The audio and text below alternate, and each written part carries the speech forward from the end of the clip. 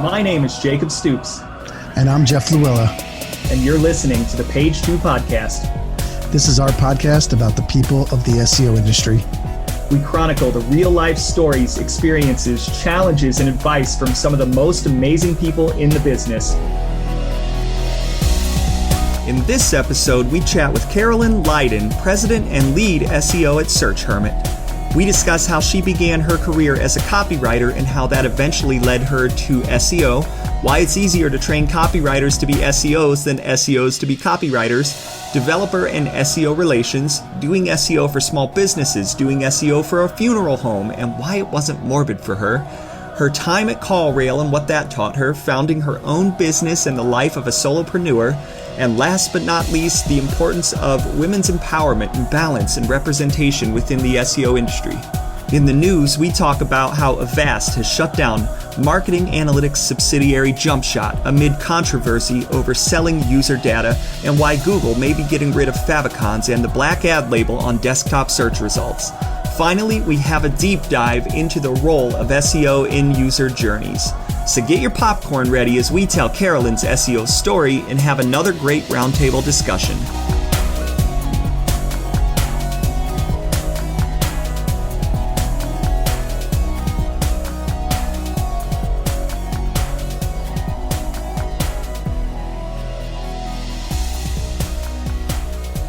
Hey everybody, this is Jacob Stoops, and we are here with episode number 39 of the Page 2 podcast.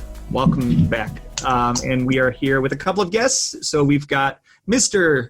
Jeff Luella, who's currently suffering from video and audio problems. Jeff, are you there? No, I think we're good. Might have a little fan noise in the background, but how's everyone doing? How you doing, Jake? I'm doing awesome. Yes, if there's nothing that our listeners could ask for more is more fan noise and more just weird background. That would be great. But those are the perils of running a podcast. Luckily, we don't run it live. We do our interviews ahead of time. So I will just edit out all of Jeff for the entire episode. Yes. And we are also joined by a very special guest, Mrs. Yes, you're married. Carolyn Lyden. Did I say your name right? You did, yeah. Good job. Yes. And you know what? I probably should have asked you that before we went on because I have made that mistake a couple of times, but I thought it was pretty straightforward. But as I was reading it, I was like, maybe it's not so straightforward. So yeah, I think it's straightforward, but so many people are like, they just add letters in. I think they don't know what to do, so they just continually add letters.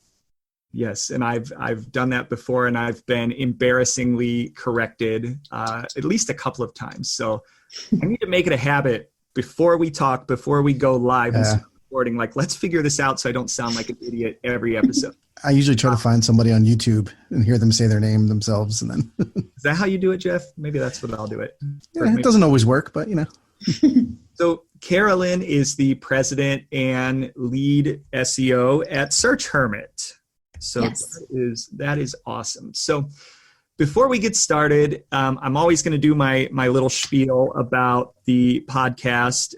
We're in season 2. We're starting to grow a little bit of a following. So that means that there are plenty of first-time listeners, I'm sure. Although I know we are starting to build a loyal audience, which is pretty cool and pretty awesome. But the episodes this season are going like this. It's it's a stool with 3 legs. Leg number 1, and this is kind of the core of the podcast, it's about the origin stories of great SEOs because there's not really a traditional education minded way to in terms of like traditional college to get into SEO. Most of us just kind of fall into it or get into it in a bit of a sideways way, and it's really fun and interesting to tell the stories of how we all fell into this thing called SEO and how we're doing. And I think the other part of that is it's really interesting to talk about the day-to-day trials and tribulations. There are plenty of SEO podcasts out there that are certainly just straight up knowledge drops, and those are great. Not to say that we're not going to drop knowledge, because we've definitely had some smart people on, But really, this podcast is about just what it's like to be an SEO. And it would be like if you're imagining being a fly on the wall and listening to 2 or 3 or 4, however many SEOs in a room and hearing what they really talk about. And so this is that. And then the other leg of the stool is SEO news. And we've got some pretty good stuff today for us all to kind of yell about, and the news being the shutdown of Jump Shot, which we'll get into. I know some people are definitely up in arms over that. And then the third leg of the stool is going to be a deep dive towards the end of the episode, and we're going to talk about SEO and user journeys. So stay tuned for that. So let's jump in. So Carolyn, tell us a little bit about yourself. How did you get into SEO? What is your origin story? Yeah, so I was actually thinking about this earlier when I was walking my dog, and I was trying to trace it back to, like, is there a single moment where I was like, I need to know SEO? And I think it actually started when I was a kid, because I remember getting my first computer. It was actually a Commodore 64. And I was like, those too. I was like, I'm a genius. I can do so many things. I was probably in like middle school or something. And then I leveled up from there, which I kind of wish my mom had kept the Commodore 64, because it's probably worth a lot right now. But yeah, eBay, you can get them there. Yeah, I think she sold it in a garage sale or something. But we got our first like real computer, and I was a latchkey kid. So I'd come home, get off the bus, and like just scour the internet. And I had like a nano pets. I had like responsibilities on the internet. I had pets on the internet. I had created my own GeoCities website and talked to my friends on AIM. And I like lived on the internet when I came home from school. And so it only made sense after college. I got degrees in English, literature, writing, communications, and a minor in psychology. I was like, this essentially all culminates into marketing. I became a copywriter, where essentially your job is just to read the internet, learn about random topics, and then write about them for your clients. So I feel like the Bane meme where it's like, you merely adopted the internet. I was born in it and molded by it. I think about that when I see other people who are like, oh, how do we use the internet? Like my mom, even my husband. I'm like, how do you not know how to do this? And it's because the internet raised me, essentially. Yeah. First off, I want to, that was a great Bane impression. I have a Bane mask. I should have worn it for this. Wow. Love that movie. Big Tom Hardy fan. Really like what he does. Wow. Speaking of, I just had a major brain fart. I did have something I want to ask you. Maybe it'll come back to me, but I did want to ask you about the copywriting. So we did have a previous guest on who had, in Margie Stahl, who I had worked with before, at Razorfish, which I believe it's changed names several times over. It's back. Yeah, right. And we've had quite a few guests that come on and start as copywriters before they get into SEO. And one of the things that Margie said, which I thought was pretty profound, is that it's a lot easier to train a copywriter to be an SEO than it is to train an SEO to be a copywriter. Why is that? I think that especially if you've done a long series of like training and writing in general, you sort of have an understanding of like how the flow should work, what resonates with your readers, how it works in different mediums, how it works in print versus how it works in digital. And it's easy to at least for me, it was very easy to pick up on the nuances of SEO. I got into SEO essentially because I was writing for clients, and I was like, why isn't anyone reading my shit that I'm writing? So I went to the person who was the head of the agency that I was working with, and I was like, can you show me, like, how do you measure this? And she showed me Google Analytics for the first time. And I was like, oh, so there are numbers behind this. And so it was really easy for me to sort of like tie it to the numbers. And I have worked with definitely a lot of SEOs. And I don't know if it's because when people come into SEO first, maybe there's more of like a technical web dev IT background. And so it may be harder to sort of pick up on the nuances that you may get from training and writing for 4 years in a college degree, or even working that many years in writing. I'm sure some people say I'm overgeneralizing. I hope I don't offend anyone out there. I'm sure there are tons of great SEOs that have learned copywriting, but I do think maybe it's a harder barrier to entry than starting out in I think writing. It comes down to passions too, right? So if you're passionate about writing and expressing yourself, you're going to be, good at that, especially if you're going to school for English. My brother is an English major, or was an English major, was an English teacher. Awesome. And then, but I am the total opposite of that. I was the tech nerd who, was raised on the Commodore 64, pretty much similar story that way. And I think when it comes to the technical side, I have a passion for code and things like that, where, coming to meet together as SEOs, like I really feel I work really great with people who are copywriters, because I can handle the technical side. They can handle the content side and getting the user journeys that we'll be talking about in place and where we're going to land. And I'll make sure that Google gets there, and together we make a great team. I think one reason I'm not a great blogger is because I don't have that passion for, when I read my stuff, I write like I talk, and I don't talk very well. So I don't write very well. And when I put it all together, so I really respect it, and I try hard, and I use tools like Grammarly, and I proofread my stuff 10 times before I put anything out. But it is way harder for me to write compared to someone like Margie or you, where it's just like, you're just writing and it's almost there the first time, right? So for me, it's like 10 reviews, and that drains me a little bit. While if I was writing code, I think I would get through it a lot quicker, while it might drain you. So I think it's depending where your passions are at and where you came from. So. Yeah. My husband actually works in IT. And so anytime he has to write even policy or technical documents, he's like, why? And I'm like, oh, I'll do that for you. I can whip this out in no time. Sorry, there's a dog in the background. But so I do think it's maybe the way you get into it is more based on your passions, like you were saying. Exactly.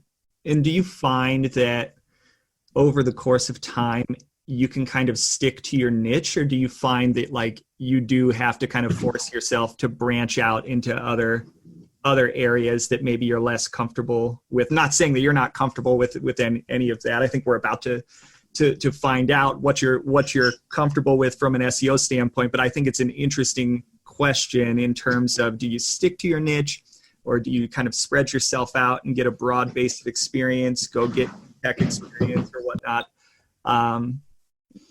I want to hear what other people think. I actually just talked to Simon Cox, who is in the UK, and he was like, say niche. But you Americans always say niche.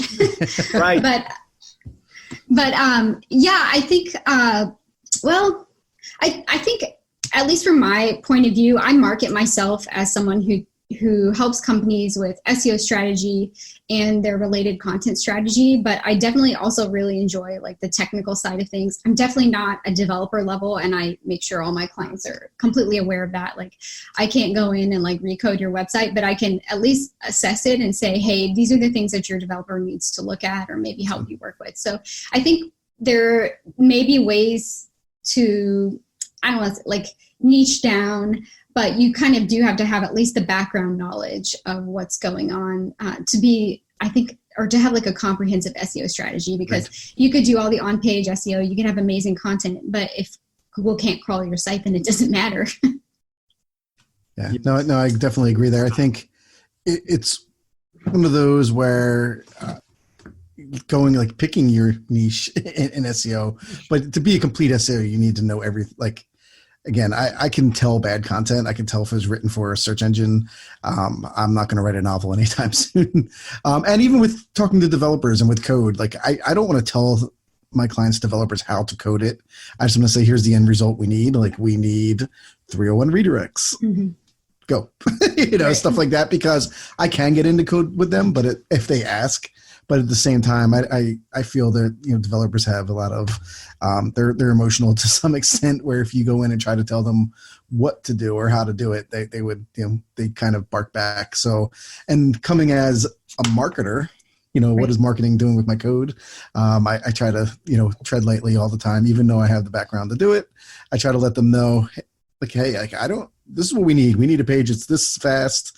We want to load it this way. Like, you figure out the framework, you figure out things like that, and we'll make it work. Yeah, I definitely think that I was talking to someone about this the other day. There's always, for some reason, this like built-in tension between developers and SEOs / marketers for some reason.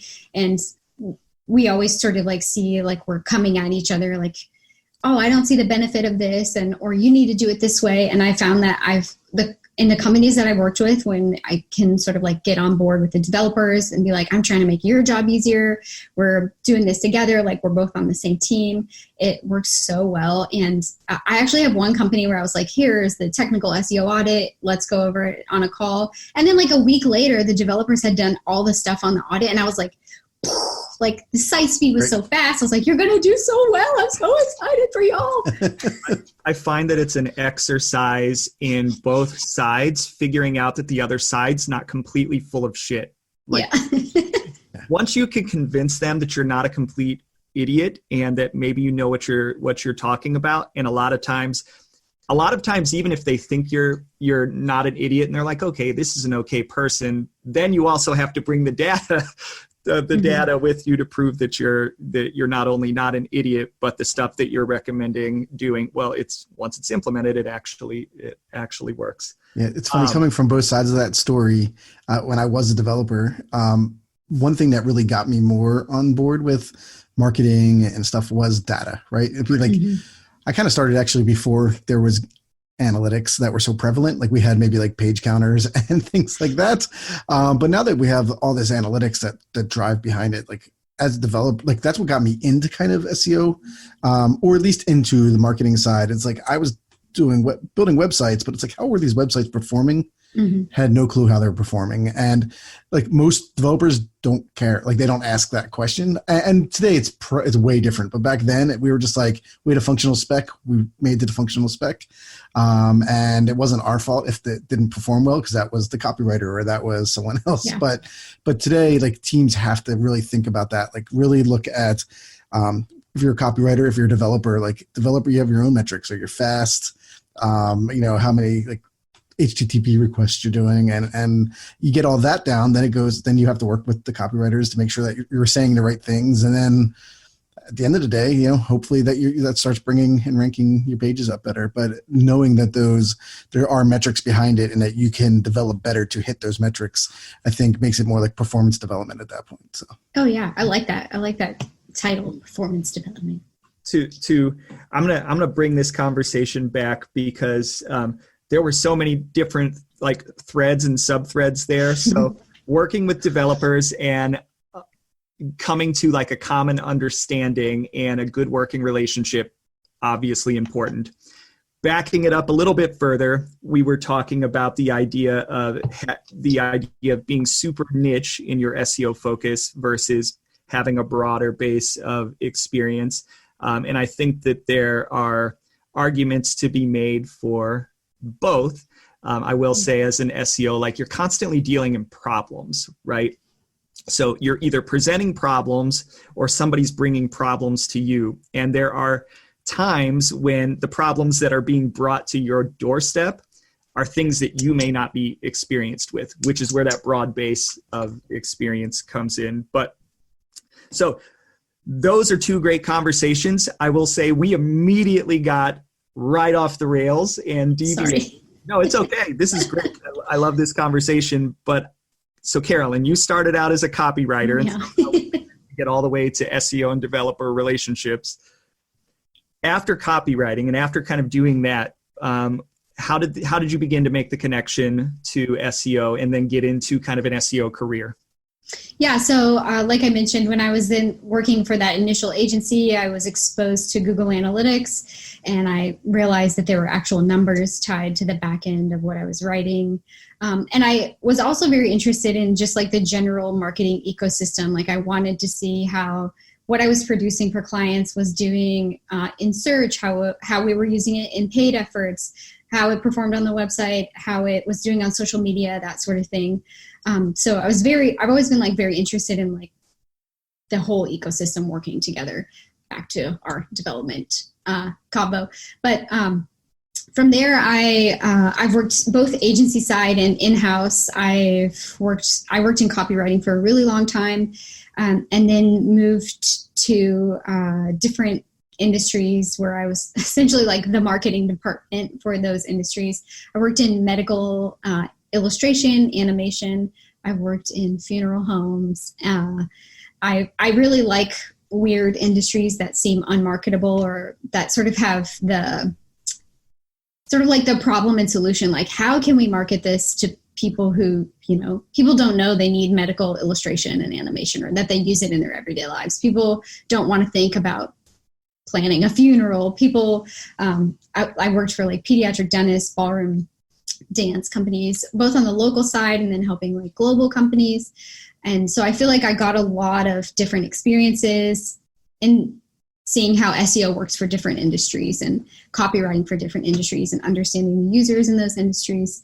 More recently, I worked at a company that was local franchises. So the franchise would approve that agency as the like approved marketing vendor. And I essentially ran the SEO department for that company, working across local for a bunch of different companies. That was also very interesting because you get all the problems and issues that come up with multi-location businesses, local businesses. And then a lot of times in franchises, you have the mom and pop shop that's being run, or that's part of the larger franchise. So working with both the global company and just, the people who own that business, there's a lot. Local is a whole different beast also, right? So, because there's different algorithms, different things going on, and less spots to actually rank for. Yeah, for sure. And also, even I haven't been specifically in franchise for a minute. Even since then, it's evolved so much, and there are so many things that are constantly changing. And I was talking to someone about this earlier too, where essentially I think Google is testing so many things that there are so many SERP features coming out, and then they go away and they come back. And so a lot of times, and especially local businesses, when they are small businesses, they have 1 to 5 employees. They don't know what's going on with Google My Business or local search. They're just like, I don't know why I'm not showing up, or I don't know what's going on. And then they go try to fix it themselves. And I had one guy who was like, I tried to fix something and I deleted my YouTube channel. So I had to go in. Yeah, like stuff like that. Google actually advised that they do something that ended up deleting their YouTube channel. But like stuff like that, like I always feel for local businesses, especially smaller ones that don't have access to all the resources. Google My Business claims to be like usable for everyone, and it's really not for people who don't know what's going on. Yeah. I mean, there's a lot going on right now, I think, with a lot of... For sure. Today, I think a lot of warnings went out where people were getting their accounts suspended for some reason. But well, and like the thing about it is, especially when you get down to the level of a small business, like these people are they're just trying to run their business. Yeah. I've had people approach me just like that to say, hey, I hear you do SEO. Can you SEO my site? Which that phrase in of itself drives me up a wall. Or can you, what is it? What is the other one? SEO optimize my site. Nails on a chalkboard. Right. But they don't know any better. And nor should they. It's not their thing. It's not their business to know. And so they do come with these types of questions. And I guess, what is the best way for somebody that might be working with not a major corporate entity? I know, I feel like Jeff and I tend to work with more like medium to really large size businesses, corporations, and not as many kind of mom and pop shops, although we do have, certain people that we've helped over the years. So like in your experience working with those people, like how do you help them? How do you educate them? What's the best way if you're an SEO kind of considering taking on those types of clients? How do you proceed?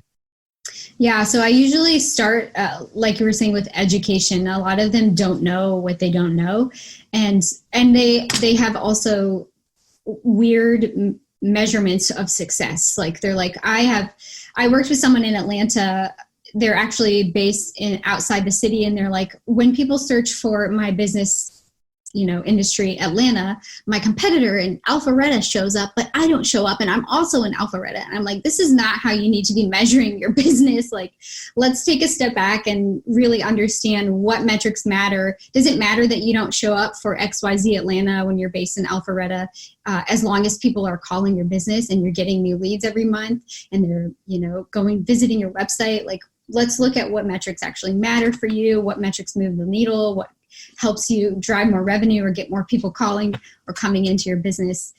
So there's sort of like an education aspect of helping them understand, like, there are certain things that you care about that don't actually matter for your business right now. And then I think also giving them easy step-by-step directions for like simple things that they don't necessarily have to put a ton of thought into. So I have a couple of businesses that are like, we post regularly on Facebook, Instagram, the ones where we're, driving important traffic for our local business. And I'm like, you could easily do whatever you're doing on Facebook and Instagram for your Google My Business posts once a week. Just do the same thing there. Like, these are things where if people are actually searching you locally, that's where they're going to find you. So educating them, and then also giving them like an easy 1 or 2 steps so they can sort of take their local business into their own hands. But also sometimes you get in and it's a real hot mess. So you gotta, like the one guy who deleted his YouTube channel, it was actually because he had multiple Google My Business profiles because they kept getting suspended, and he didn't understand that you don't just create a new one when your other one gets suspended. So sometimes fixing the mess for them and then giving them like a quick 1, 2, 3, here's what you got to do, and the basics. All I can think about is the GIF, and it's a really like niche GIF. And I'm not trying to make fun of old people, but it's an older person GIF, and he's working this really old computer, and he drags I can't remember what it is, like My Computer or whatever, up into the recycle bin, and his computer disappears. And that's all I can think of. Yes. Explaining this story.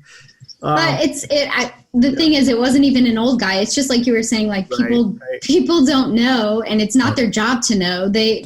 People get into business, and I say this with people like even me opening my own business, like I got into business to do what I got into business to do. And so I don't know about accounting, and I don't know about law and contracts. And so I work with people who are experts in those areas so they can teach me and help me make sure I'm doing everything above board. And that's why I think these small businesses really could benefit from even having someone just look over and fix what's like, put the puzzle pieces in the right place, and then set them on a path of success. Like, do these 1, 2, 3 things every week, every day, and don't touch anything else. Yeah, I feel it's interesting. So like, as Jake said, like, I'm lucky I get to work on some bigger brands, and it's different SEO problems, but sometimes like it's one of my problems most of the time is I don't need links, right? Because I don't like when you're working with a gigantic brand that has like a NASCAR or has like, TV commercials that are running 10 times a day, linking is really not your problem. Now, making sure that those links aren't going to 4 pages and stuff like that. Yeah. And just that is, but my wife just started doing real estate, and she works for this little brokerage firm, and I went on their website, and I know this little blog has a new blog post every week, and it's kind of like how to make brownies in Alpharetta, Georgia, and stuff like that. And I'm like, oh, she's paying someone to do this who's like kind of trying to sell her SEO. And I haven't had a chance to sit down and tell her, like, this is not what you want to be doing, but it's because somebody's probably just saying you just need content. And it's like, yes, but you don't need the brownie recipes on your real estate website. So right. Unless you're like tying it in somehow. Somehow, yeah, which I don't think they are. Just tying it in by adding the city where they sell houses in it. So I want to know, what is it like to do SEO for a funeral home? Oh man, it's actually really interesting. So you have essentially 2 sort of like potential target audiences, and those audiences are people who are thinking in advance and want to plan their funerals, or people who've had someone pass away and need emergent services. So it's sort of like splitting those 2 user groups and understanding what it is they're looking for, what they're searching when they're looking for those things, what sort of services would best suit them and how to talk about them in a not scary way, because nobody wants to think about dying. Nobody wants to think about planning their funeral. But it's also, maybe I'm like weirdly morbid, but it's so interesting to me. The funeral, it's actually sort of like a franchise. So I worked at the company and we owned a bunch of different funeral homes, and the person who was the director of the funeral homes wanted to sort of revamp the overall vibe of funeral homes. It was like a spa-like environment. There were light colors, there were like comfortable furniture, water features, flowers, and it wasn't like this dank, like gross place where you go in the dark to be sad. So we sort of like took that vibe into the marketing materials we created too. And it was actually like really successful when you think about like the two groups. People are sad, and funerals aren't for the people who pass away. They're for the people who are left. And so you want to celebrate life. You want to remember your person who passed. You want to think about how that person made you feel, etc. And to do it in an environment that's sort of like uplifting and celebratory as opposed to sad was super great. And we tried to infuse that in all our marketing materials too, which I know I sound weird being like, the funerals were great. But oh, not morbid at all. Not morbid at all. Yeah, I don't know. I really like stuff like that. I really like strange industries that sort of come with that like problem solving aspect. Like, who are our target audiences? How can we appeal to them? And then what are they actually searching when they need our products or services? So speaking of problem solving, you did a little bit of work at CallRail, which I'm not advertising for CallRail. I'm sure you loved it there. I don't know, but I did love it there.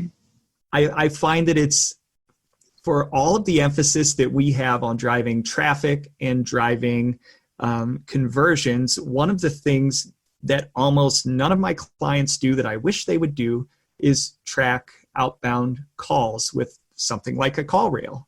Mm-hmm. What was that like, doing the SEO for the company that does all of the tracking like that, in that way? Yeah, working at CallRail definitely leveled up my SEO knowledge in general. Not only is it a great company to work at, they are wonderful about investing in like your continuing education and going to conferences and learning and that sort of thing. But I feel like when you have access to the understanding of like how certain tracking things work, SaaS in general, I feel like is very data driven. So you get that information about your own metrics, about how what you do directly affects the bottom line. It was like, I think I can't be like, everybody work at a SaaS company once, but it definitely leveled up my SEO knowledge for sure. And then I do think because you have to sort of stay, and because CallRail and call tracking in general has to sort of stay up with the curves of like what's going on the internet, how Google feels at the time about tracking numbers, and that sort of thing, you get sort of the front row of like what's happening for those important metrics, and you sort of understand like how you can implement them for other people. And that's honestly, Andy, the guy who is the CEO of CallRail, the founder, I remember my first interview with him. He was like, I'm not here. I don't expect you to be at CallRail forever. I just want this to be a really great stepping stone for whatever is next for you. And I do feel like all that information that I learned there and the next level SEO stuff was a really great stepping stone for me to start my own business, because I understood the metrics that were really important to small businesses that use CallRail for their Google My Business tracking, and like how many people were coming in from their paid ad campaigns for like local dentists and stuff like that. So you can see how not only crucial it is for large businesses, but how critical it is for those small businesses. And I've worked with a lot of companies now who they get something like CallRail, or they even just implement tracking in their Google Analytics, like tracking events. And they're like, I didn't know that I could see how many people came to my site from each source, and then whether or not they filled out a contact form. Just having that information has been like mind blowing for a lot of smaller businesses, like the people we're talking about before, who don't understand they can track things from Google My Business and how people are coming. I think one of the biggest issues over my career, especially when you're working with mom, I mean, honestly, it's an issue all the way down to from small business all the way up to very large organizations, is not understanding if it's working, and having questions about whether or not your SEO team is doing their job or not. And I think a service like CallRail, or access to data, or actually configuring your analytics correctly and then having your team report back to you using the data is incredibly important and incredibly powerful stuff for sure. Yeah. And for small businesses, it can make so much of a difference when they realize, like, they don't have huge marketing budgets. Maybe they're spending $3,000 a month and they realize half of their budget is being spent on something that's not getting them any results. And then they put that half into something that is working for them. Like that could be like 100% increase in their business. It could be like life-changing for small businesses and for larger businesses too, when you realize you're wasting millions of dollars on things that don't work.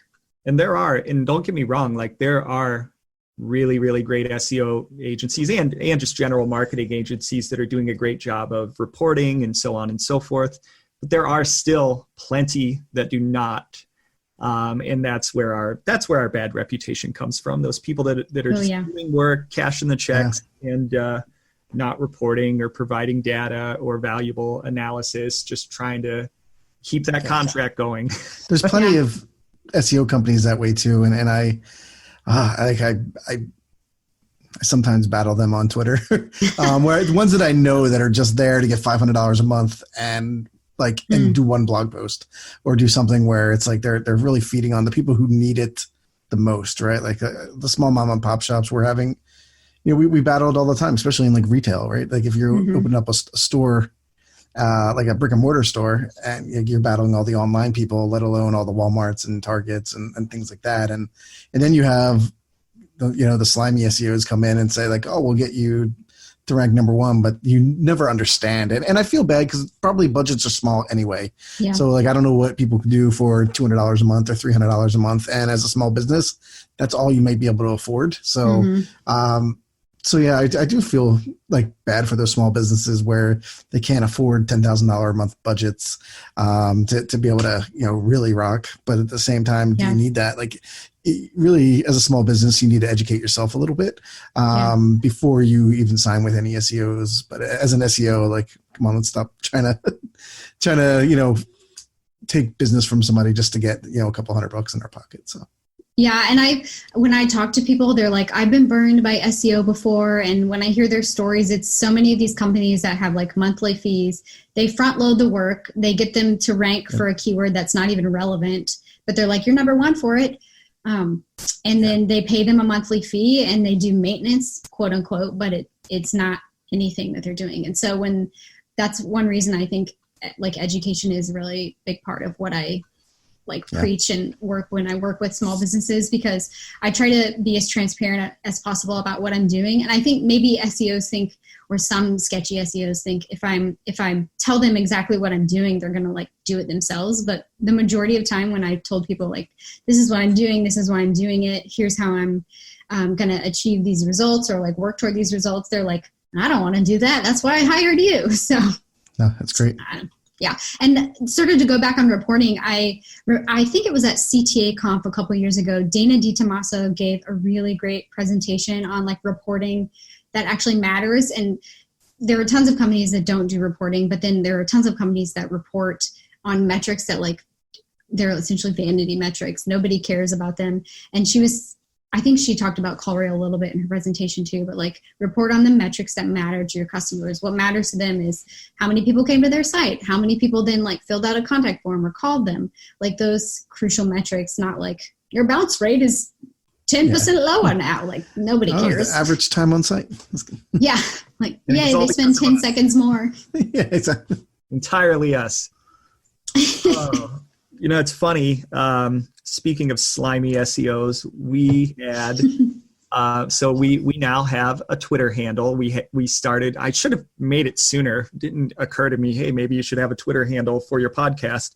But in season 2, we created a Twitter handle. And recently I found it really funny that and it actually just happened this past week, where, so we put out a tweet around our last episode with Andrew, aka Optimizy, and somebody quote tweeted us offering to get us 150 links. I was like, what?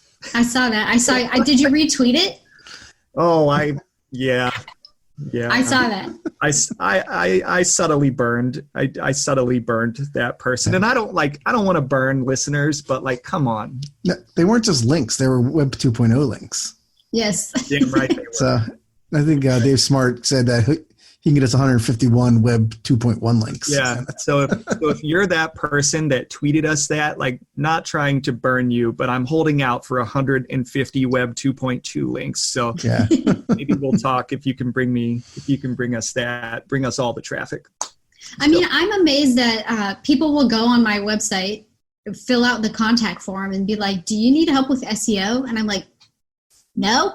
Do you want me to get you links? I can write you articles like, here's my PBN network. I'm like, no, get out of here.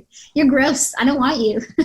Yeah. But like on my personal website, like honestly, unless it's like Viagra spam, it's mostly people trying to do like weird sleazy link deals. And it's like, I'm just going to turn off my contact form. Yeah. It's just nothing. It's rarely valuable stuff. Yeah. LinkedIn is the new place for that. I found. Oh, I know.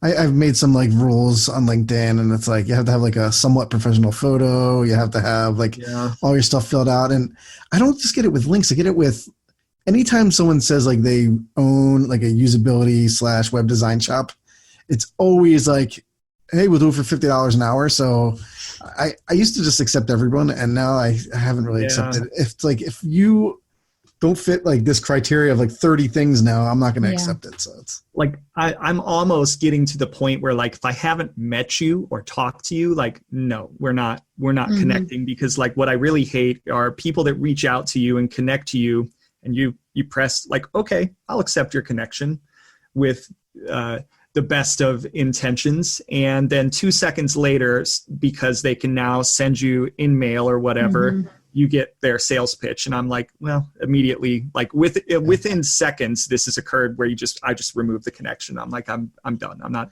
dealing with that. No, then I report it. So.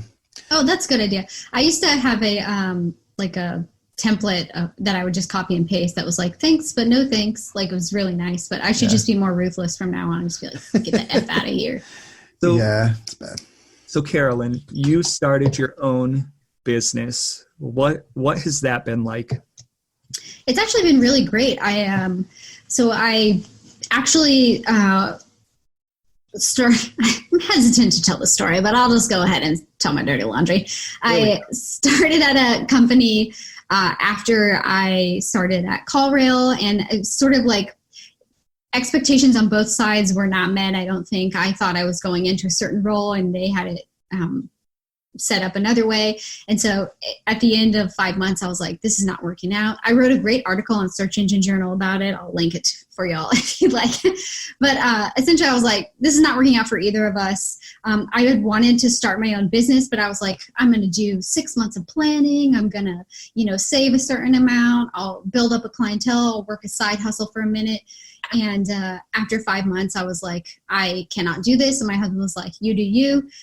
He's very supportive. He's the best person on the planet. I'm glad I married him. So I quit. And as soon as I started putting it out there, I was like, hey, I'm offering SEO services for, small to medium-sized businesses. I had so many people that were like, oh, thank God. Like, I've been waiting for you to go out on your own because I need help with X, Y, and Z. And I immediately got a ton of friends, like, I know somebody who needs this as well. Or even when I told some of my friends, they were like, oh, I saw somebody on Reddit in Atlanta needed help with SEO. You want me to reply? And I was like, sure. So like, it's sort of like when you put it out in the universe, it comes back to you. And for so long, I had been like, oh, I'm got to wait. I got to be smart about this. I got to save $1 billion. I don't know what I was thinking, like all of these excuses. And then when I like to tell people, like, when I finally jumped over the edge, I sort of like created the net on the way down. So it's actually been really great. And I've been so grateful that at the growth I've experienced and the people I've gotten to work with, and starting your own business, especially as like a solo entrepreneur, there are definitely some, you learn, you make mistakes, you try new things. I tried a couple of offerings where I was like, this is going to be a hit. Everyone's going to love this. And I got like 2 people and I was like, okay, not everyone loves this. Time to go back to the drawing board, that sort of thing. So it's sometimes trial and error, but the companies that I work with are so amazing. Like I was saying earlier, like it's so great when you get on with the company and you're like, here's what needs to be done. And they're like gung-ho about it. They're excited about SEO. They're eager to see the changes being made. So it's been super great so far. And I sort of started the business because I wanted to help women-owned businesses with their visibility. I noticed there was a lot of, especially when I would go to like conferences and talk to people in the tech space, a lot of women-owned businesses don't get like the venture capital funding that maybe men-owned or male-owned businesses do. And so I was like, well, how can I help those businesses achieve visibility in other ways when they don't necessarily have, the seed funding that a lot of them do. So that's sort of what I've been passionate about. And I work with men and women who own businesses now, but it's been really great so far. And I'm super grateful at all the support I received along the way. So I'm going to make a dad joke, but it sounds like things came together very organically. Ayo, they did. I like that. You just hit on, I think, very important topic, not just with business, but also in life and in SEO.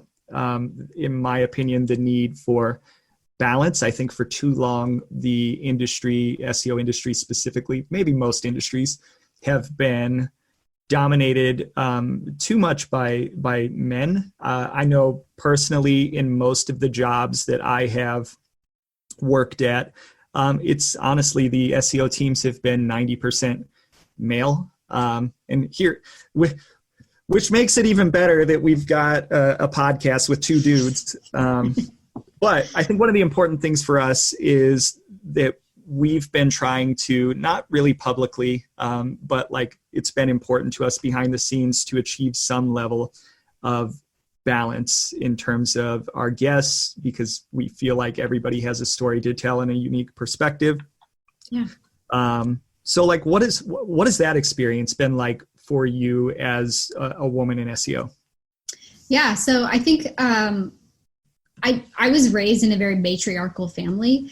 My grandma runs the family and my mom was a single parent. So I have always sort of experienced that women run everything. And so it wasn't until I got into business that I was like, what is going on here? Like, why is this happening the way it's happening? And it's almost like I sort of had like I don't want to say a blindness, but I was not aware of like how it actually worked in the real world until other people, I sort of just accepted the status quo. I was like, oh, this is just how it happens here, I guess, until other people were like, no, this is not how it should be. Other women of color specifically were also like, this is not okay. You don't have to accept this.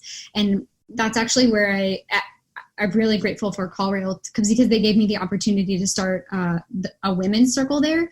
And so people from all over CallRail in the technical departments, in HR, in development, in customer service, customer success, got to sort of all come together and talk about the things that we were all experiencing.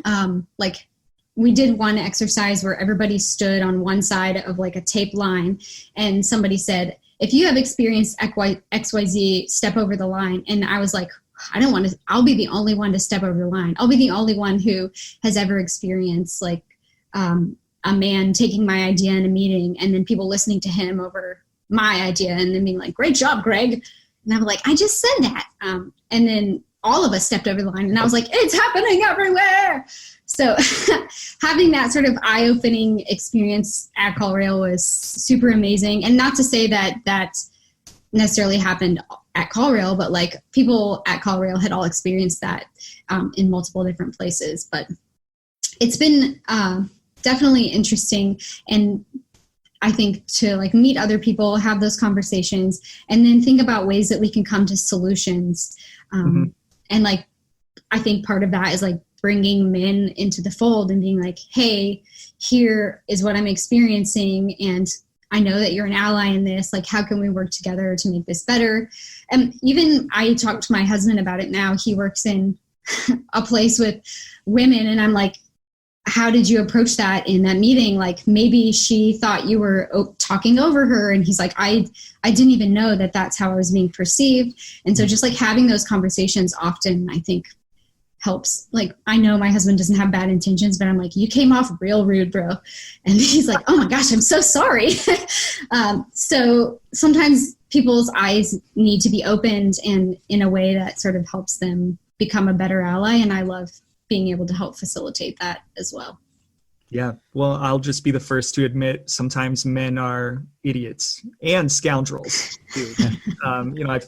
I think in my very first episode, and Rand Fishkin obviously is a huge proponent of what we're talking about, but like the issue of mansplaining, which you were describing, honestly, I'm sure that for myself, I would never want to be perceived that way, but I'm almost positive, and my wife probably will attest, that I have mansplained at home and probably in the workplace without even knowing it. And sometimes I'm just like, holy hell, like, how can I not do that? Yeah. Yeah. I think know it if I did.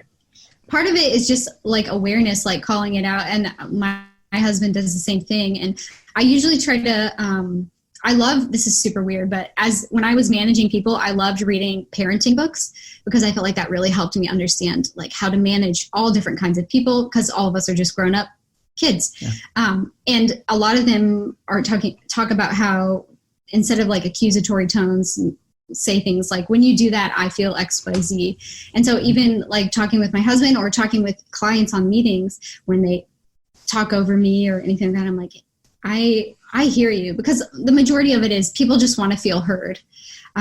So I like to tell, like, I hear you. What I'm hearing from you is this.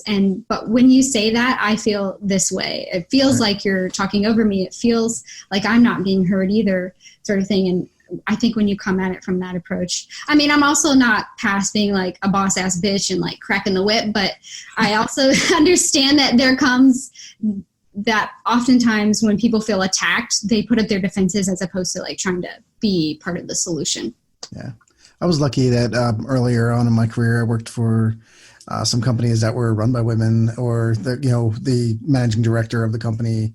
When I was at Razorfish also a long time ago, the Philadelphia office was run by a woman named Katie Thorbon. And it's like, I never thought that, like, I was younger, never thought of anything about like guys and girls, and even calling guys and girls, yeah. And not men and women. Cause it's just, I run into it, but I've worked with plenty of, I'm not gonna say strong women, but women that will at least tell me, hey, that wasn't right, or something like that. So and I'm always open. Like I admit, as Jake did, like I'm an idiot sometimes, and I never mean any harm. I never mean to put anybody down. I don't think anyone is better than anyone else when it comes to anything, except maybe like professional NBA players are way better at basketball than me, men or women. But in general, like I try to treat everyone the same and everything that way. But if I ever step out of line, like, I hope you correct me, because I'm here to learn also. So it's, interactions are different. So. And I feel like a lot of times people don't know that they've crossed a line unless you tell them. So just being mad at them behind the scenes or like subtweeting them or whatever, people don't learn that way. Yeah. I mean, that's how I have most of my arguments. I just subtweet people, big things. I subtweeted someone the other day and my friend was like, you got to delete that. I'm going to get fired. And I was like, oh, sorry. Wow. So I would say like 99% of guys, maybe less, are just oblivious idiots. To the like 1 to 2% that do that shit on purpose, like stop it. Stop it. Just stop it. Yes. So anyways, Jeff, let's move on to the news. Yeah. Stuff to talk about. Let's do it. Yeah, I guess the big news of it's today that came out with, but and I never really looked into jump shot data too much. I know people like Rand and a lot of SEO tools use jump shot data for their metrics, and never really looked into that company or that data. I've never used them, but come to find out, least I learned today that they were owned by Avast, the antivirus software that was free, that most people put on their webs or on their home computers. That, if you needed a free antivirus, you put Avast on there, not knowing that Avast was tracking you and then taking that data and selling it to whoever wanted to buy it. And so today they announced like, hey, we're shutting down JumpShot. I think it was $180 million part of their business, to basically say like, hey, we're sorry that we sold all your data. We're supposed to be here to protect you, but we kind of exposed you. And it'll be interesting because huge companies used all that data for their, finding out what their users were doing, finding out what the industries were doing. So it'll be interesting to see what kind of tools get affected by this, and the people who promoted it, because I know a lot of big names were promoting JumpShot, and I got all this data from JumpShot. So, but I know Jake's been itching at this one. So, what's some of your feelings on this, Jake? I'm itching like every week to just yell about the news. So, but I'm not the only one. So I'm looking at my phone. I'm not ignoring everybody on the podcast right now. I'm looking down at my phone because I'm reading a tweet. Rand Fishkin is pissed. Yeah. I like him. So let me just read his tweet. Avast's decision to shut down JumpShot is wrong. Anonymized aggregated data does not violate privacy. And this data source was he had a typo in his tweet, was our best shot at holding the tech monopolies to account. Good day to be an anti-competitive monopolist. Bad day for everyone else. Blog post coming soon. Dun, dun, dun. Yeah, so he's pretty upset. Yeah, wow. Because, it seems like there was a lot of people who were pro this decision. But, again, I didn't know much about the data. And if it is anonymized and aggregated and not necessarily pointing people out, I guess he has a point there. But I think the other point was nobody really knew this was happening. And, there was that whole episode on South Park where, no one reads the term and services. Like everyone in South Park read them except for one of the characters. It seems like it's that way, that maybe people didn't know where the data was coming from. Let me tell you, it's really, I feel like I'm okay. So there are so many different angles to this. One is like, let's not be naive. Like, we as SEOs, we need that data. We got to get it from somewhere, right? So we need data to make informed decisions, and those are very important data points. So let's not be naive. We knew our data was coming from somewhere. Okay, people, come on. People aren't just giving away their search data free in this era of privacy. We knew it was coming from somewhere. I do find it funny that it's coming from freaking antivirus software. Like you said, it is meant to protect people, and they're selling your freaking data. This is not even on the level of Facebook, where we know Facebook is selling your data, but their job is not to protect you. Your antivirus software's job is to protect you, which I find really interesting. But are we going to lose a bunch of data from this? Sure, probably. But if they can frickin' track your data with antivirus software, well, guess what? Probably Norton or the other ones tracking it too and giving data. And who knows what other types of software can be loaded on your computer and track all of your click data. So I'm sure that these tooling companies are getting data from so many different sources that this probably isn't going to rock their boat. A company like Ahrefs or whatever, they're running a multi-million-dollar business, and I'm sure they didn't just put their entire boat all in JumpShot, right? That would not seem like a logical strategy. So I think we're still going to get our data, but come on, what did we expect? Now, am I pissed that JumpShot is being shut off? Sure, it would be great to have that data. Am I pissed that companies are not going to be held to account? Well, were they really being held to account too much anyways? And I think the other interesting part of this, and I'm going to use a cockroach analogy. It seems like, right, that's what we're bringing here with this podcast, cockroaches. It's like when you shine the light, all of the cockroaches scurry to get away from it. And when you take the light away, they all come back. So this reaction is just and it's the way things go, especially with social media these days, with all of the all of the social media outrage that in many cases, like that shit gets people fired, it gets companies shut down. So like if you're ever on the hook for something that causes a lot of social media outrage, whether it's real or fake, this is a knee-jerk reaction to doing that so that they can get that spotlight off of them. And then they'll probably, and help, they might, just because they're shutting down Jump Shot doesn't mean they're going to stop collecting data. They're probably still going to collect data. So like, we need it as SEOs. So like selfishly, we need it. Now it sucks for people's privacy, but like, what are you going to do? I don't know. Carolyn, I thought Comcast was selling it. Right. Well, Carolyn, what are your thoughts? I'm done. Well, I mean, you can continue to rant. It's okay. You seem very passionate about it. I think, so you were saying that you hope that no tool has all of their eggs in one basket with this data source, but it made me think of like the Nacho analytics where they had they were getting all their data from one source. And once that source, I think it was like a Chrome extension or something like that. Once that source was marked as like unsafe and people couldn't download it anymore, then Nacho Analytics had to shut down. So there might be... It thinks it's not a good business strategy. I guess other people... Oh, I agree with that for sure. Yeah, definitely not a great business strategy, but I wouldn't be surprised if someone was getting all of their data from a single source like that. But yeah, I hate to have like a milquetoast answer, but I agree I can see like sort of all sides of this. And Rand sort of brought up the Google monopoly on data thing. And I also think that's sort of interesting because I do feel like Google's sort of like, I don't know, not to get super meta, but like we wouldn't exist without Google, but also Google runs our universe in like weird and strange ways. Like our jobs wouldn't exist without Google is what I mean. But so like I can see all the perspectives in this but I also see the privacy side of things. Like people don't read the terms and conditions and the services. And when you download even like a Chrome extension, there are things in there where it'll tell you what it's tracking and most people don't read it and they don't understand. Sort of to go back, we were talking about with like mom and pop shops, regular users don't understand what they're reading if they even do read it. And then also it made me think of like going back to the Facebook data thing. There are so many people that it's always amazing to me that we're just like willing to give up our data for free. Like GDPR happened. And then I feel like in America, we're like, yeah, whatever.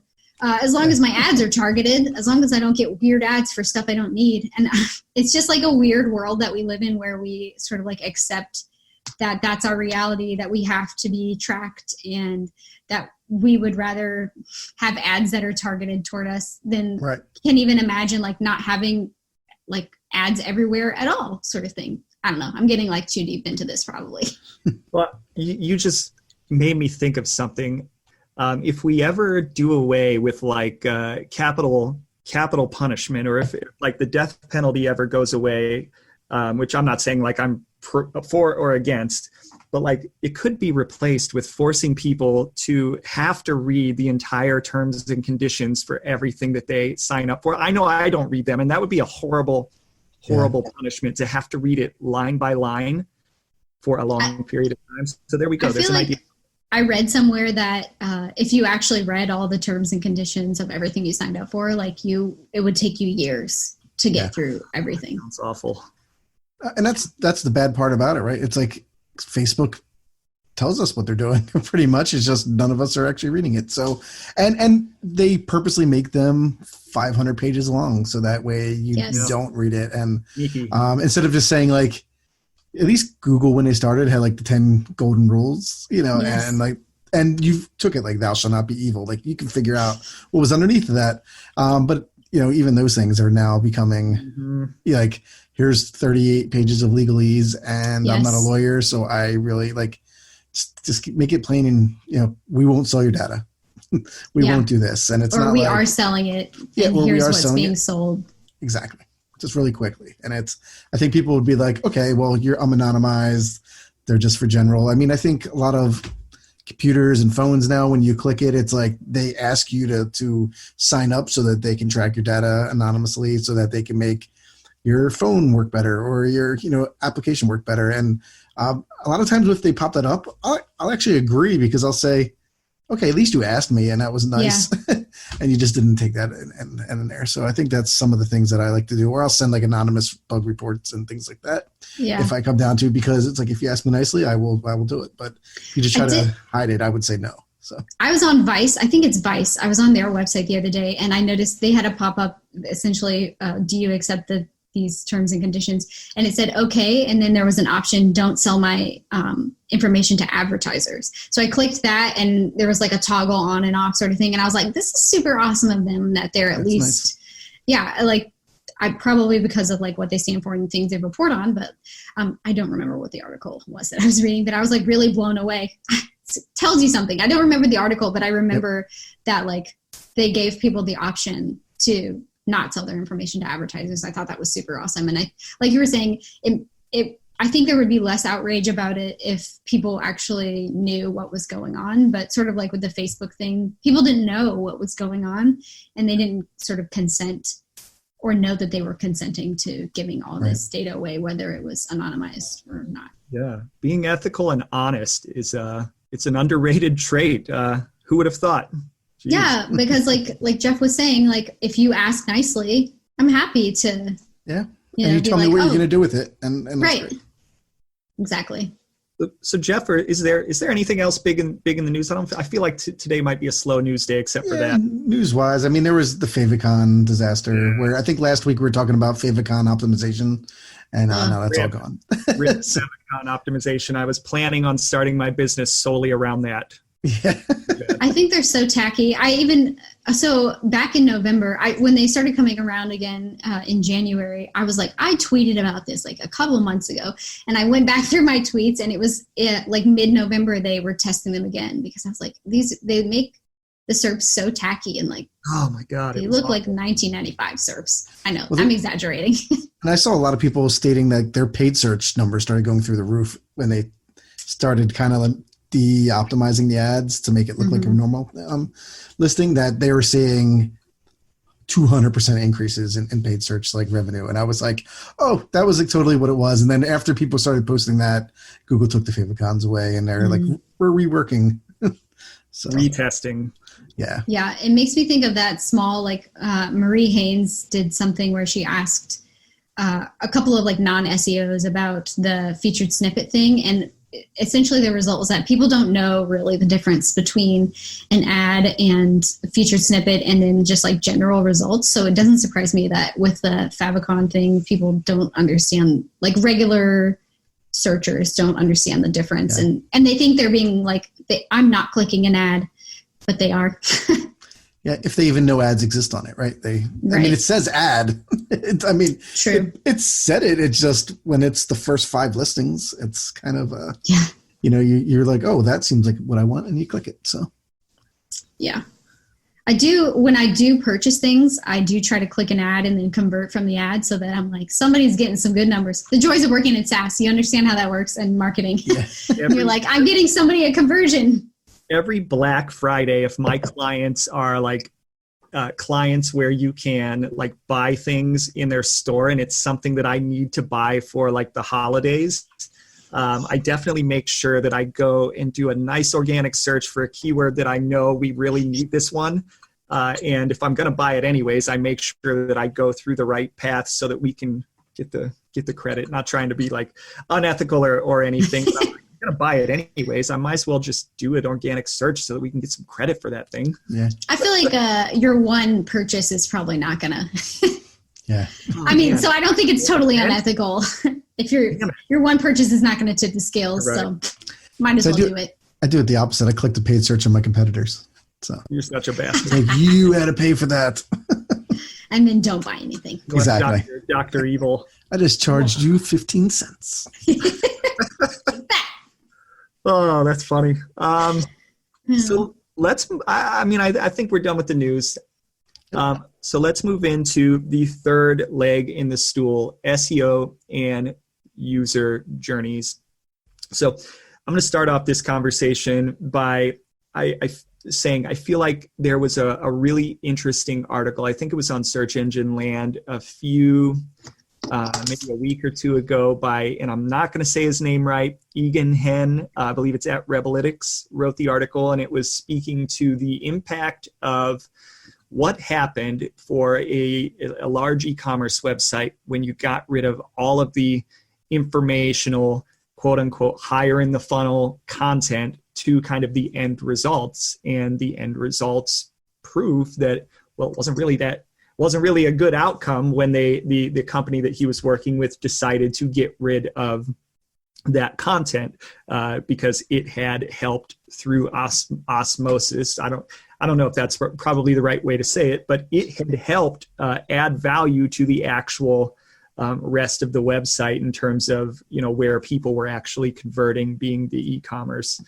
categories and products and so on and so forth. And I personally find that when I come to a client and I say, hey, these aren't pages, or this content is not very low in the funnel, which is to say that it's not very close to a consumer purchasing, but I think it's important, but it's high funnel. It's still a consumer doing maybe their research, but I think we need to publish it. However, if we publish it, the ROI for these pages is not going to be as high, and it's not going to be a direct correlation. It's going to be maybe like, it's not going to be direct causation. It's going to be maybe more on the correlation side. And I find that even though I know from my experience that that's an incredibly valuable tactic, that there's pushback there because the ROI isn't clear.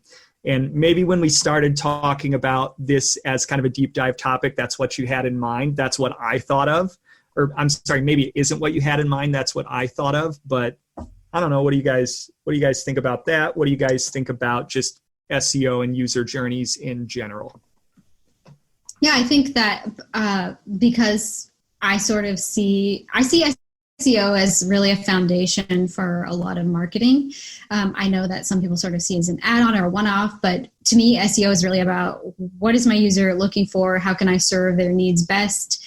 And how can I analyze sort of like what it is they're searching in order to provide that sort of need? And because I come at it from that perspective, I do see it as like a critical part of, like, the user journey is a critical part of SEO and all steps of the user journey.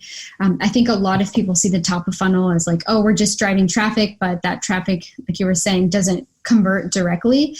And that's where I like to sort of tell people that it's not necessarily at that point about converting them directly from the top, but being the source of information on that topic or that product or service, that you're answering those top level questions so that when they get ready for the next stage in the funnel, they already see you as the expert in that area. You're the website they go to when they have questions about it.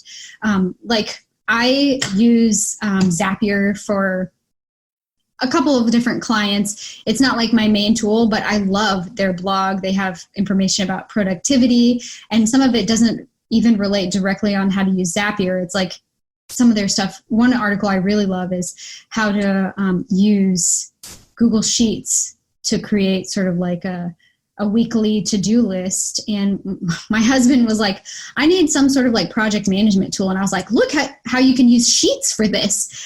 So it's not like directly tied to their bottom line, but I go to their website. It's one of the few blogs that I purposefully like go to and actually read on purpose. Not, I just happen to log in on Twitter or something else. But I do think that, so when I think of ways to speed up productivity and to like make things really quick for a lot of my clients, I know that I can find probably information on whatever it is I'm looking for. And then when I move to the next stage of the funnel, which is how to connect a couple of different apps that don't have an existing integration, I can increase my productivity and the connection with Zapier. So like, I think when you sort of approach it from, you're coming at this from the top of the funnel, just so you can be the thought leader in that area and the go-to resource for that topic, product, service. And then also you kind of have to look at the user flow. I think that's where Google Analytics comes in handy. So you can see, hey, lots of people are landing on this page. And then from there, they're going to this middle of the funnel page. And then from there, they're finally converting. Yeah, I was lucky, like early on when I did web development, I got to So I actually started off my life as a web designer, was really bad at that, but took to development and working at some agencies where I got to, where we actually were very collaborative, where I got to work with the designers, the UX people, like at least the companies that had UX were great because like we got to work on this from the very beginning, and we created user journeys, or at least personas, and how people are going to use your site, and then taking those personas and then pointing them towards like how are we going to build the site around our users, and how, like, where do we expect them to land. At that point I was doing development, so I never really had from the SEO standpoint where things were going in there, but at all we just want to say here's our user journey. Here's our maps that we created. Here's like the different sections, like engage, like where are they going to engage at? Where do we explore, kind of the discover phase, and then how are we going to build the website out from there? So as a developer, I was just like, whatever. I'll code whatever you want me to code. But then when I came into SEO, I started thinking about that in the past and going like, how can we actually make this work for SEO? And it's funny, Jake, I don't think I've ever shared with you, but I used to create a couple of user journey maps back in the day. And I didn't think our customers really got it because they also had like their own development teams and design teams pitching this stuff to it. So I was always trying to get into those processes so that I can say, like, this is where SEO would affect your journey maps. But in general, I don't know if a lot of people in SEO know what a journey map is. So is that something maybe you can explain to us, Carolyn? Yeah, so I actually wrote an article for Search Engine Journal about this too that has like sort of a matrix. It's a Google Sheet. I love Google Sheets. A Google Sheet that sort of like helps you synthesize it in sort of a user map sort of way. So, and one thing, I actually worked with a web designer on my site, and I really loved the way she was talking about like, okay, you need to think about design each page of your site with the idea that, or with the goal or the next step in mind. So like, I'm designing the homepage. Where do I want my user to go after this? And I think a lot of people miss the middle of the funnel. They're like, oh, you asked a general question, now buy. And people aren't ready to buy it at the top of the funnel. And I hate also as a user being like, sure, like shoved down the funnel. They're like, just buy. I don't care what you actually want. So taking that into consideration and looking at it through the lens of your individual target audience's pain points. That's one thing I like to emphasize, especially like in the Search Engine Journal article, is a lot of people are like, okay, I want them to go to my homepage, maybe go to the about page, and then go to the contact page, or homepage services/products, and then checkout or something like that. And nobody really takes into consideration like how those pages are going to flow from one to the other, and how in the process they're addressing what your individual user has come to your website for. So a lot of people look at it from a perspective of like, here are the features of what I'm offering. Here's what I can do. And you really need to look at it like, why did someone come to my website? What problem are they trying to find a solution to? And how do I solve that problem? Not like, the laptop only weighs 10 pounds. Or, like 3 pounds. The benefit is that you can take it in your backpack and go anywhere. And that's what the person cares about, sort of thing. So looking at what the actual pain points are, how those pain points are addressed, and you're the solution for those pain points. And then what that solution means at the top of the funnel, in the middle of the funnel, and then finally at the bottom of the funnel for the conversion.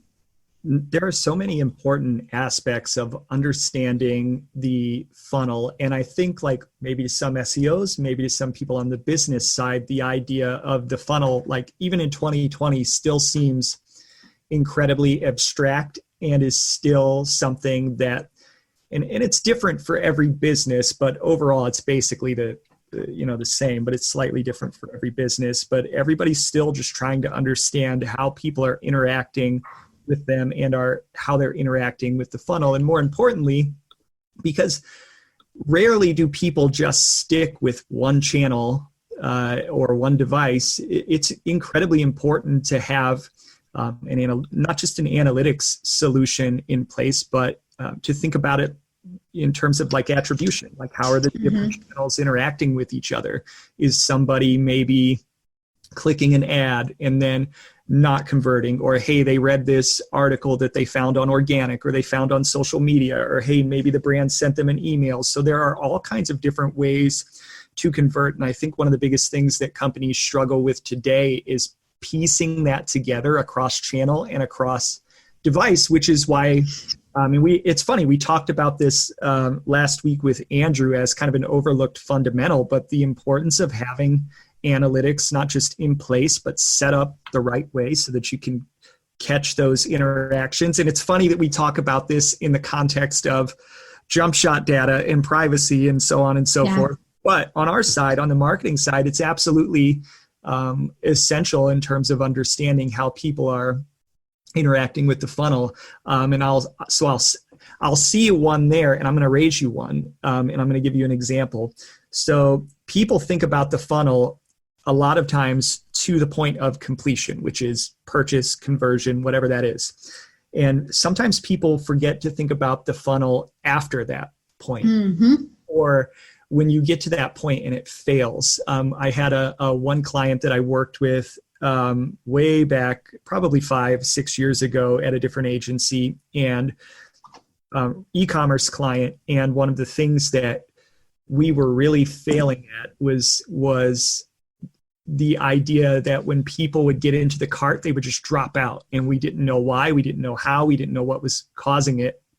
And it wasn't until we put, tracking pixels within the actual cart where we were able to kind of like figure out what the problem was and address it and track where, with which products or which actions or channels or whatever, cart a dropout was, or cart abandonment was occurring. And that saved that company a lot of money. And it was just a simple analytics thing. So like just stupid stuff like that you wouldn't think mattered certainly does matter, both in terms of on the customer journey side and like, hey, we need to be tracking people all the way through it in order to understand what the hell's going on. So yeah. And I think a critical part of that is like some version of talking to your user, whether it's like actual user testing or getting those sort of like something like Hotjar that sort of like tracks what people are doing if there are especially big issues like huge cart abandonment. And Sarah Gerbach, who works at Sierra Interactive, she actually gave a really great talk. I think it was at CTA Conf this past year,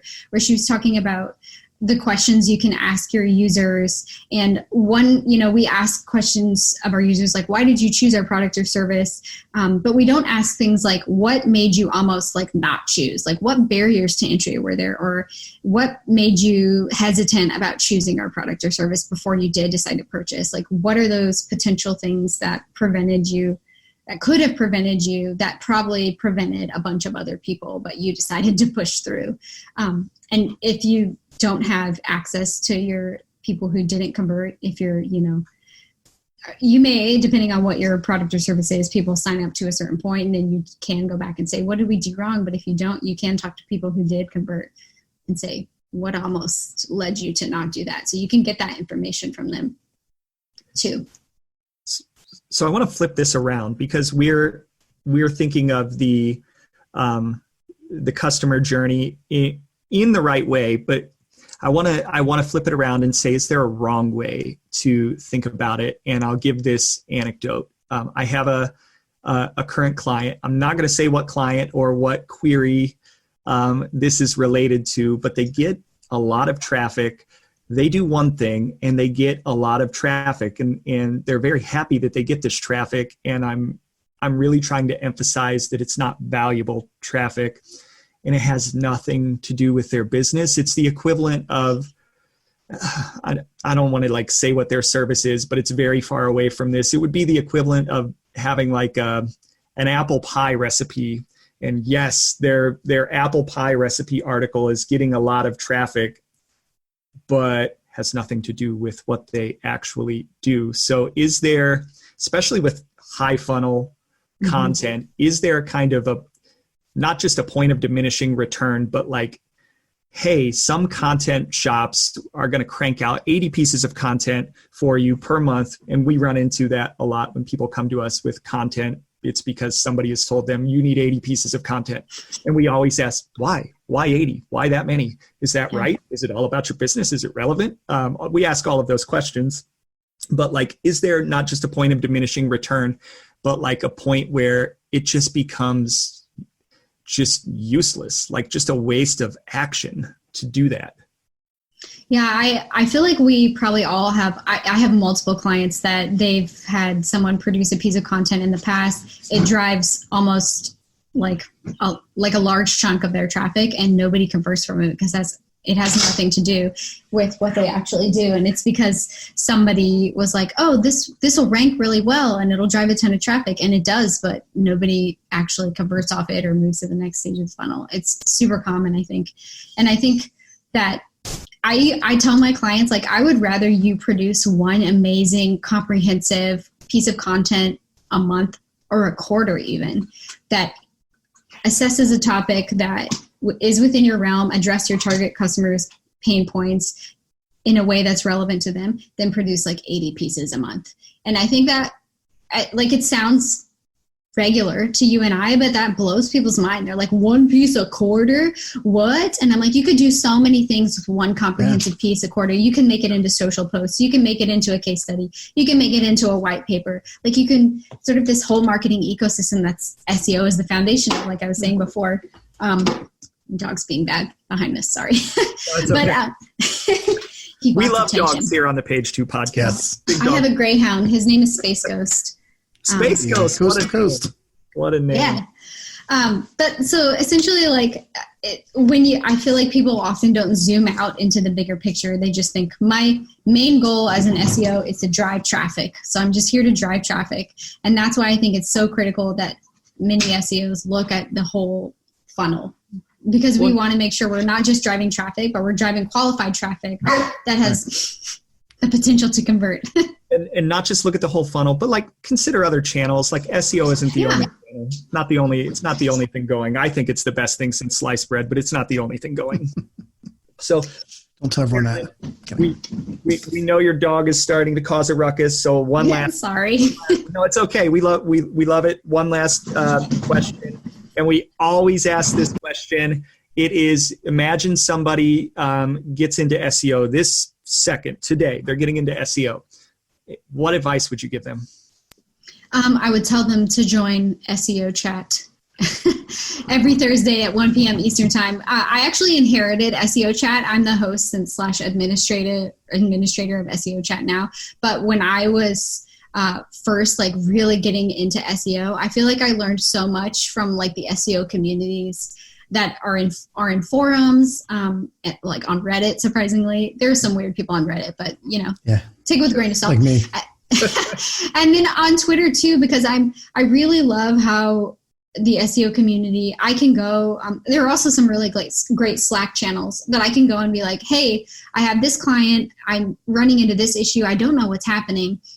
And I'll have a bunch of different people be like, have you tried this? Have you looked here? Like, assess this or talk to your XYZ person. And so I love how open the Twitter community is. Specifically, I feel like I've met people in real life that I've been friends with on Twitter, and it's like meeting old friends. Like, we've known each other for our whole lives. And when I was first really deep diving into SEO, I learned so much from people who have been willing to share their information, and even just like things about specific industries, like, oh, I have clients in this industry and that's what I'm experiencing. Maybe that could be part of your issue. And so I really like being able to sort of like give back to that now. But I do think that it's one of the best things about SEO. There are obviously bad apples every once in a while, and like cranky people, and people have their opinions, like the jump shot data thing, for example. But I do think that all in all, like, people do want to help you, and they do want to make you a better SEO, even if they're just like, here are some articles to read, or here's where I learned this, or check this out, the latest news. I think it's a great community. It is a great community. And I will say there are trolls out there, and we got our first troll through a blog comment, and it was... Yay, congrats. Yes, we made it. We got a troll, and it came through, and we did not approve the blog comment, but yes. What we found is, like, it's amazing the level of people that when you just in this industry, it's unlike any other industry. When you just simply ask them something, the willingness to share is just unbelievable. And like, not only that, like I've been amazed by how many people would just be open to even come, like, for example, coming on this podcast. There were certain people in the industry that I would be like, I'm shy and I'm afraid to ask them. But then when you do, like, they say yes. And like, for most of my guests, that's been the situation. I've been genuinely shocked. I was like, I can't believe they said yes. Wow, cool. We're going to get to talk to them. Now we know them. It's so great. So that's the SEO industry. It's really cool. Or I've been like, I don't know what's going on this site. And people have been like, send me the site. I'll look at it. Like on my lunch break, I'll just run a quick crawl. And I'm like, you're going to do a crawl? Like you're going to assess the site? Like I should be paying you for this. And they're like, no, like this is interesting to me. Like I just want to check this out. Or I've been like, why is this happening in SERPs? And they're like, oh, I'll Google from like these different places, or I'll ask my friend in like Denmark. And I'm like, wow, you're asking your friend in Denmark for me. That sounds so cool. I know. Yeah. So Carolyn, where can people find you? Yeah. So my business website is searchhermit.com. And then I'm on Twitter at Carolyn Lyden, which is where you can find more information about hashtag SEO chat if you do want to join in. I want to invite everyone to join the community. I love all the different answers and experience levels we get. So please come. Cool. Yes, please go. And if you want to do business with her, it's searchhermit.com. She's all over Twitter, on LinkedIn too, but don't be weird. Don't be weird. Yeah. Come on, y'all. Yeah. So 150 links. Yeah, right. Carolyn, thank you so much for coming on. It was a great conversation, and I guess we'll let you go so you can go let your dog out. Yeah. Oh, he's so sad. Y'all look at him. Right. Oh. It really is sad. Thank you so much for having me on. I really appreciate it.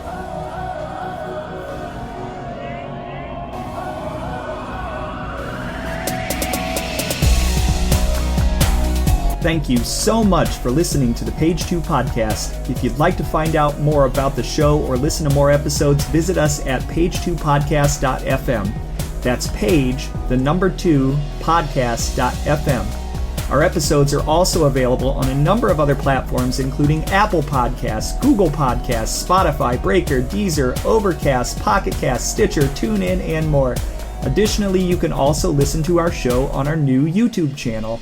If you'd like to become a sponsor or would like to be interviewed, get in touch with us at thepage2podcast@gmail.com. Until next time, happy optimizing.